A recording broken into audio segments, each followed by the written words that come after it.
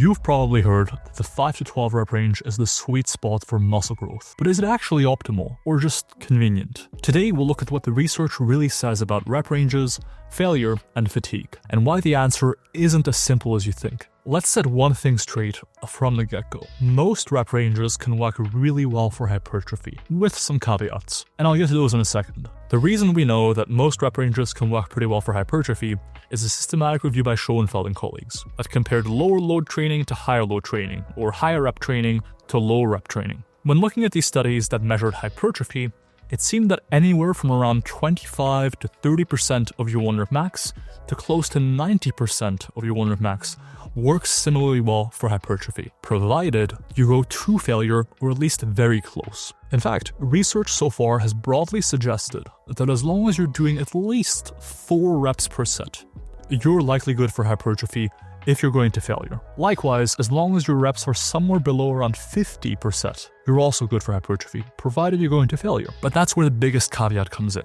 It is really hard to reach failure with high reps. I'm a coach, and at this point I've coached hundreds of individuals. One of the biggest things that I think I do with clients to help them improve their results is help them train closer to failure. And this is especially important when they're doing higher rep training. When I ask clients to send me videos of their sets with higher reps, even from before we start working together or when we're working together, nearly inevitably, with high enough reps, lifters will struggle to hit failure. Not always, but nearly always. And this happens seemingly whenever I prescribe more than about 12 or 15 reps per set. And that's where there's a conflict between the research and the real world. In the research, you often have several researchers yelling at you in real time to go to failure in these studies when performing high reps. You're also oftentimes financially incentivized to complete the study properly, since if you don't adhere to study protocols properly, you're not going to get the incentive at the end of the study, which oftentimes is an Amazon voucher or a cash payment. Often, you also don't want to disappoint the researchers who are actually directly yelling at you in your face. And so for a variety of reasons, in research contexts, you tend to train a bit harder than you do in the real world, especially when looking at high rep training. But why exactly are high reps so hard to reach failure with?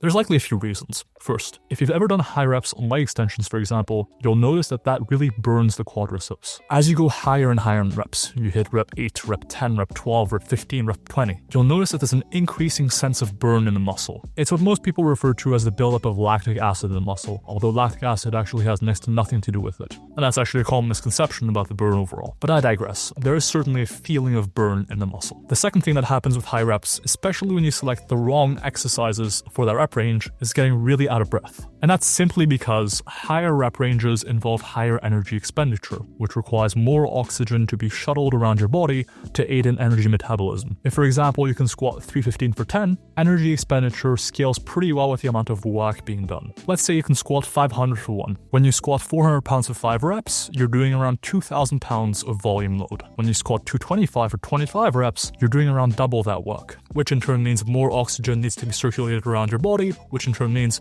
needing to breathe more and being out of breath. All that to say, compared to low rep training, say between 5 and 12, high rep training gets you a lot more out of breath, which is uncomfortable and makes it hard to push through. Likewise, and in line with that, higher reps tend to get you a lot more nauseated compared to low rep training. And finally, simply because higher reps take longer, in combination with all the uncomfortable side effects we just discussed, it's really not uncommon for people to lose focus mid-set when doing higher reps. When you're squatting 400 pounds for a few reps, you can't really afford to lose focus because the bar would otherwise crush you. Plus, the set is over in like 20-25 seconds as opposed to a minute or 2. If a set takes more than about 30-60 seconds and it's relatively easy halfway through, you might lose focus. But don't just take my word for it. There is actual research on high rep training and how people experience it. This research does show people tend to dread high rep training. It's miserable. And I do think all of these side effects impact people's ability to push close to failure. And that's not just my opinion. We actually have conducted a meta-analysis on exactly this topic. We looked at how people perceive failure in different rep ranges. Generally, people are pretty accurate at gauging how close to failure they are. But in our meta-analysis, when we analyzed studies that looked at over 12 reps per set, we saw that lifters became far less accurate.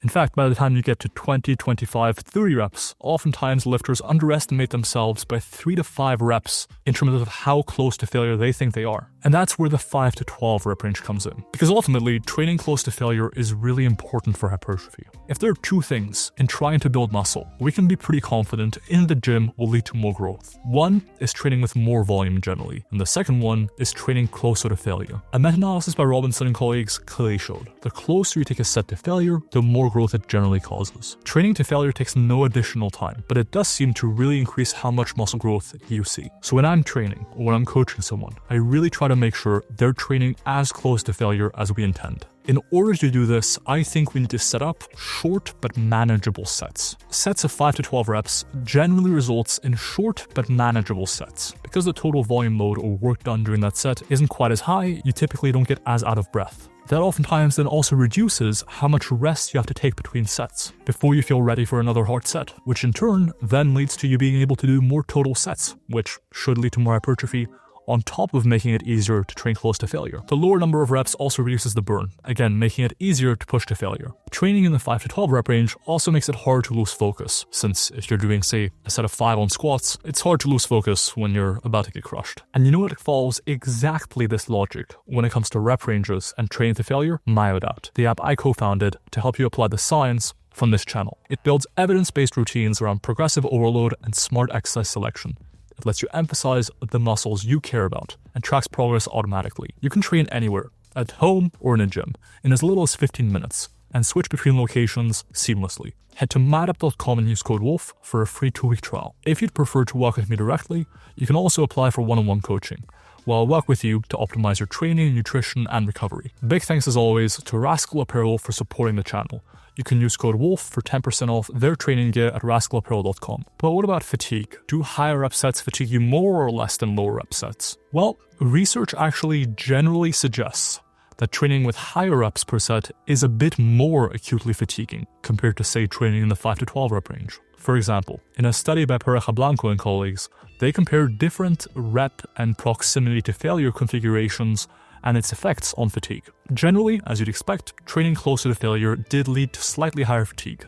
At the same time though, doing more reps per set, all else being equal, also did increase acute fatigue, meaning fatigue in the minutes and hours following that set. And when you think about it, that does make sense. Let's say you can lift 50% of your 1 rep max for a set of 20 reps. And let's say you do a set with that weight. When you get to failure, that means your muscle was no longer able to produce enough force to lift 50% of your max, meaning it had lost about 50% of its normal force production capabilities. Compare that to a set of 5 with, say, 80% of your max. By the time you reach failure, you've only lost 20% of your force production capabilities. You might be dealing with higher fatigue. So it's very intuitive.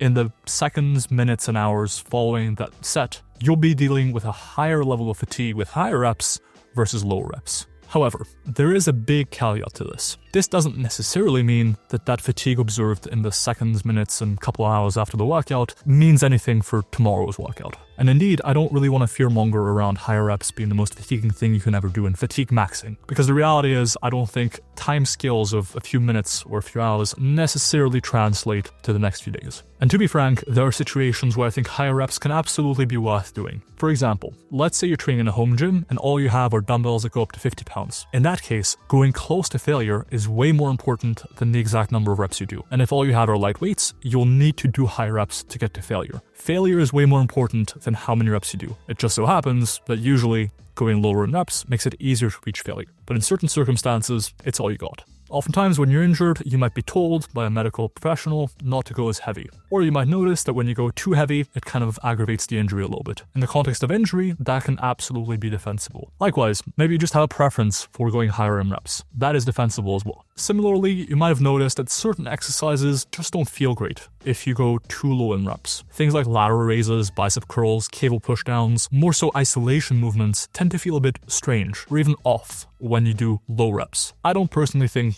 that necessarily means it's going to be worse for hypertrophy, but if you're someone who also lifts for the feeling component, or feeling good in general, then that's valid. Likewise, and this is relatively speculative, there might be a benefit to including both lower rep ranges, say 5 to 12, and higher rep ranges, say 12 to 20 and even 20 plus. An in-house meta-analysis by the guys over at Data-Driven Strength, highly recommended, showed that mixing rep ranges might lead to a bit more total hypertrophy compared to just sticking to one. Importantly, some of that research was in blood flow restriction, and there weren't a ton of studies, so take it with a grain of salt. Additionally, it's unclear why this might be. For example, you might think that lower reps work best for faster twitch fibers and higher reps for slower twitch fibers, and this theoretically makes some sense. But empirically, this hypothesis in the context of lifting hasn't really borne out well, because the differences in set duration between, say, doing a set of 5 reps and doing, say, a set of 30 reps just isn't large enough to really impact fiber type hypertrophy. Meanwhile, slower twitch fibers are often able to produce a lot of force for minutes and hours, not just a minute and a half. And so relatively small differences in set duration don't necessarily achieve fiber type specific hypertrophy. So with all that out of the way, is the 5 to 12 rep range optimal? Here are my honest thoughts. If you're short on time, honestly, I would do all your training in the 5 to 12 rep range. And that's because proximity to failure, and actually getting close to failure or to failure,